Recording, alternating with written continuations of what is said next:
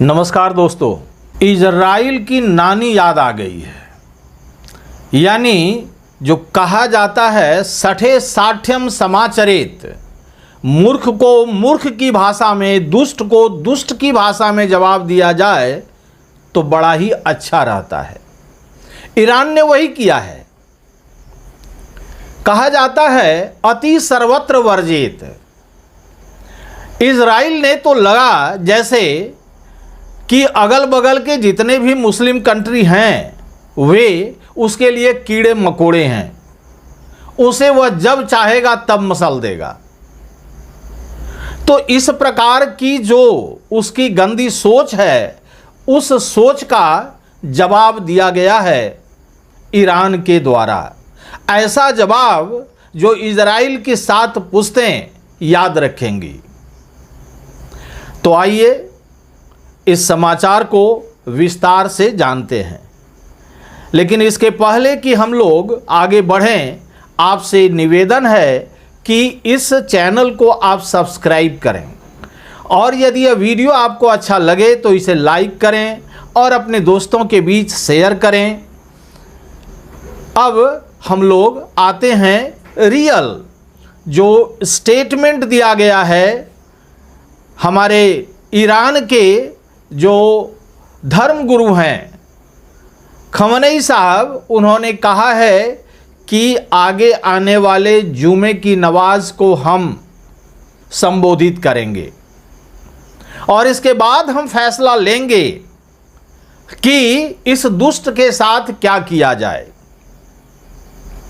देखिए भाई, आप शक्तिशाली हैं, नो डाउट, लेकिन आप शक्तिशाली हैं इसका मतलब ये तो नहीं हो जाता है कि जितने भी कमज़ोर मुल्क हैं उस पर आप एकदम हर तरह से जुल्म ढाएं।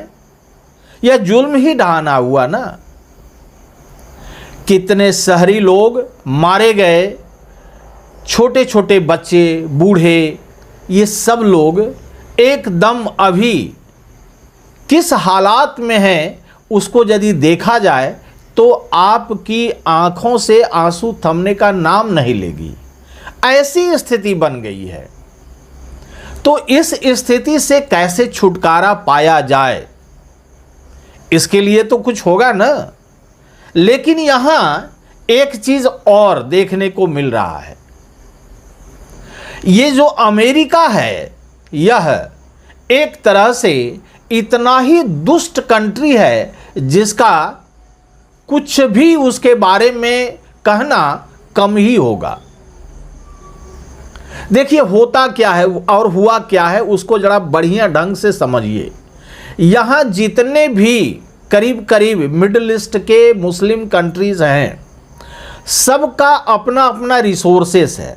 वह रिसोर्सेस पेट्रोलियम गुड्स है।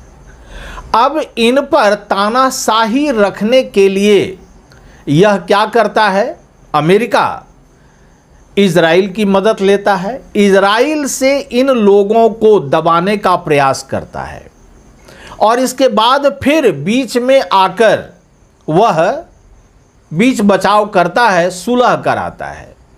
तो यह नीति इसकी कोई नई नहीं है, बहुत बरसों से ये एडॉप्ट करता चला आ रहा है। मैं नहीं कहता हूं कि किसे मारा गया, किसे नहीं मारा गया, कब मारा गया, उसके बारे में मैं यहाँ चर्चा करने नहीं जा रहा हूँ।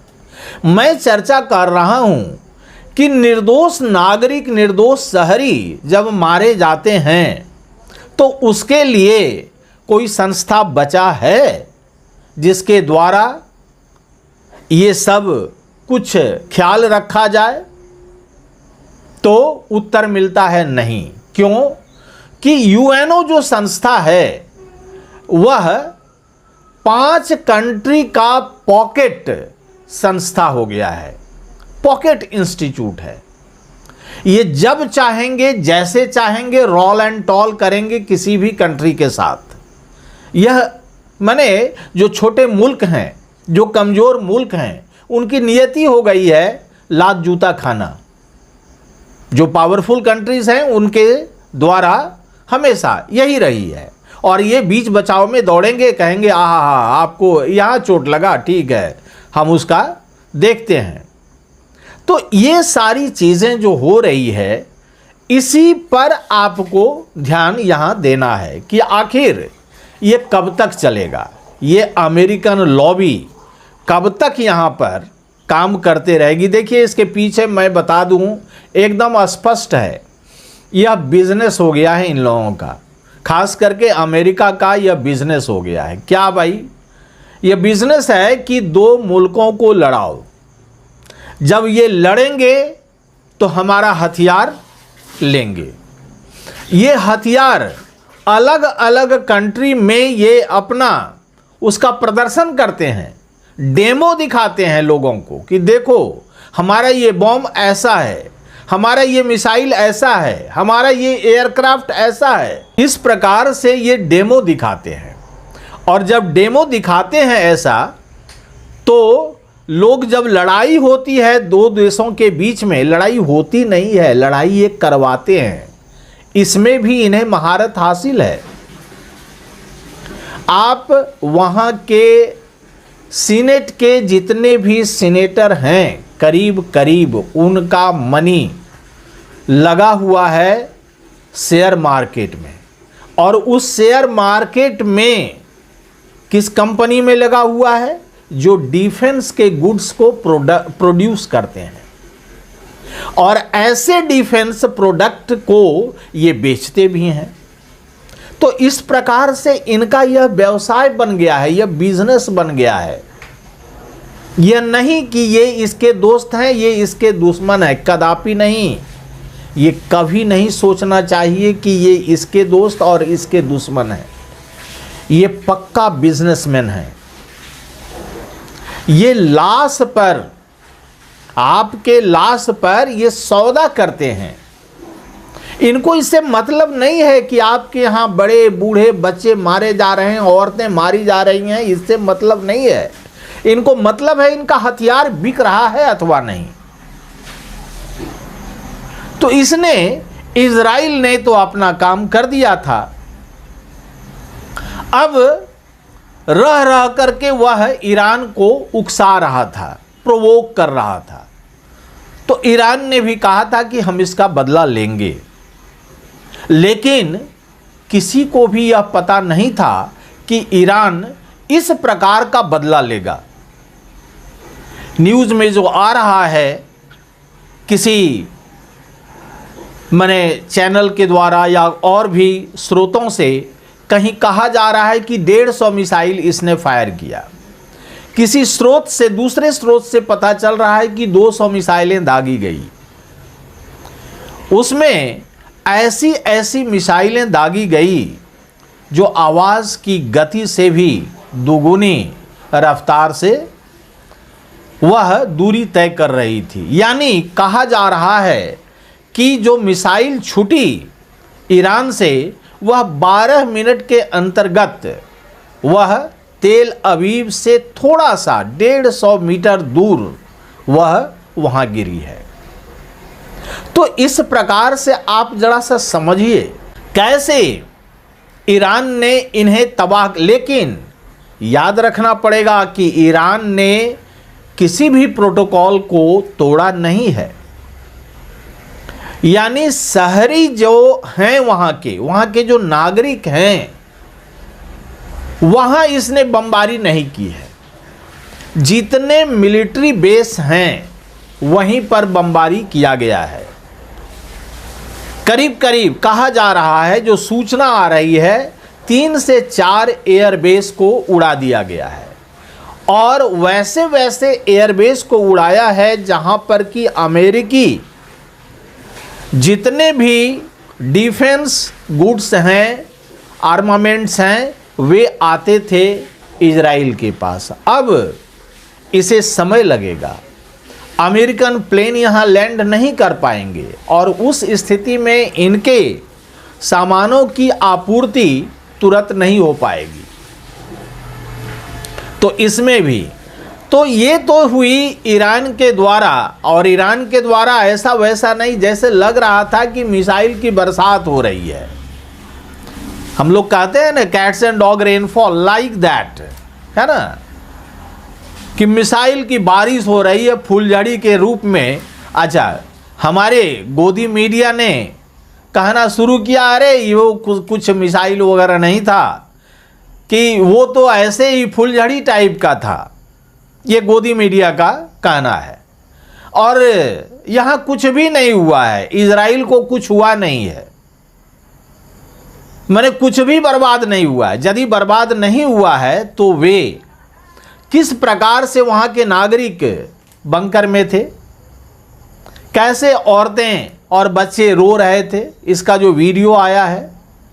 तो इस प्रकार से यहाँ की गोदी मीडिया जो यह चलाने का काम करती है, बताने का काम कर रही है कि इजराइल एकदम शेर है और जो अगल बगल के जितने भी मुस्लिम कंट्री हैं वे कमज़ोर मुल्क हैं, वे एकदम गीदड़ टाइप के हैं, ऐसा ये लोग दर्शाने का काम कर रहे हैं।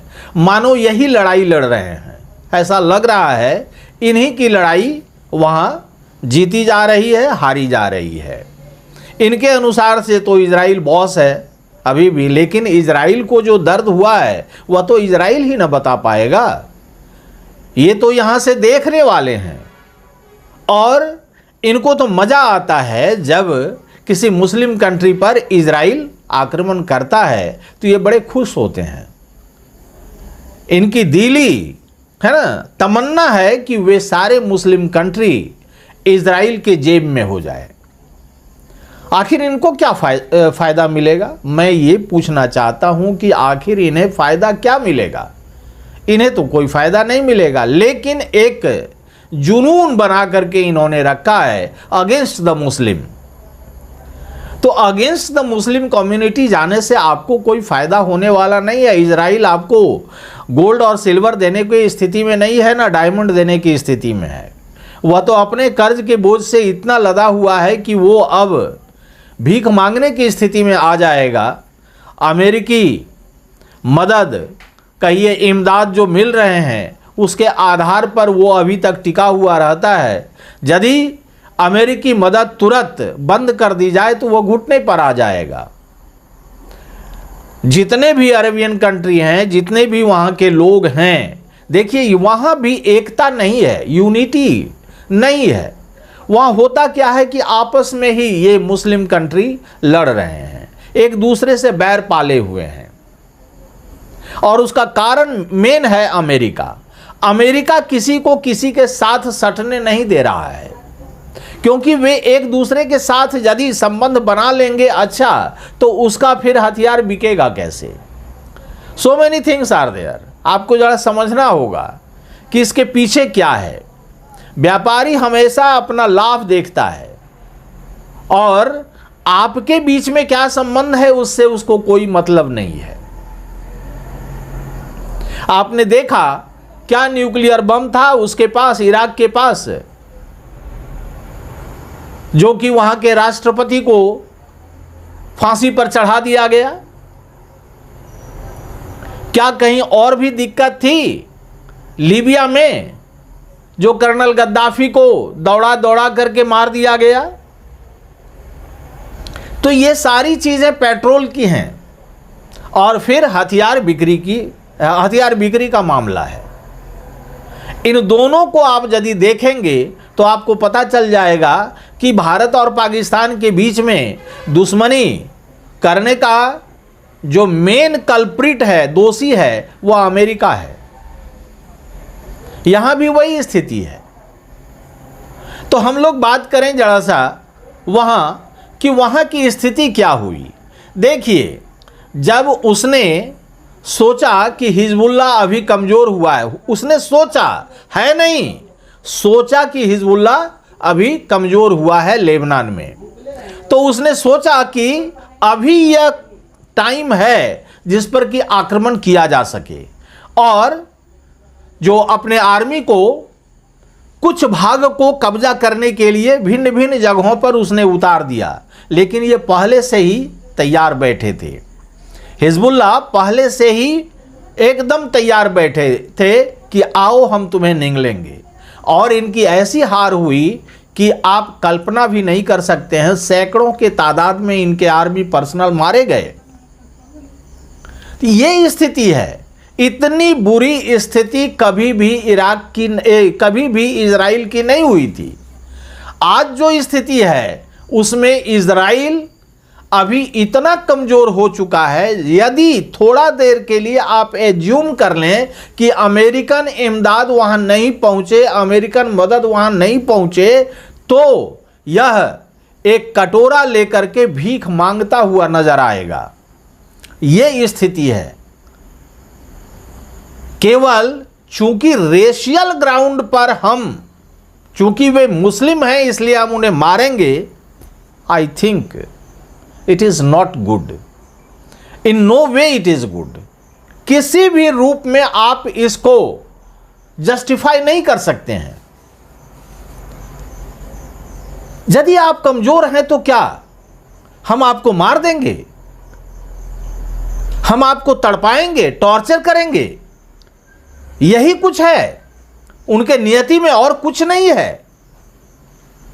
तो ये सारी चीजों का जड़, मैं तो कहूंगा इजराइल से ज्यादा दोषी यदि कोई है तो वह अमेरिका है। अमेरिकन डिफेंस लॉबी वो है जो अपने सामान को बेचना चाहती है आपस में आपको लड़ा करके।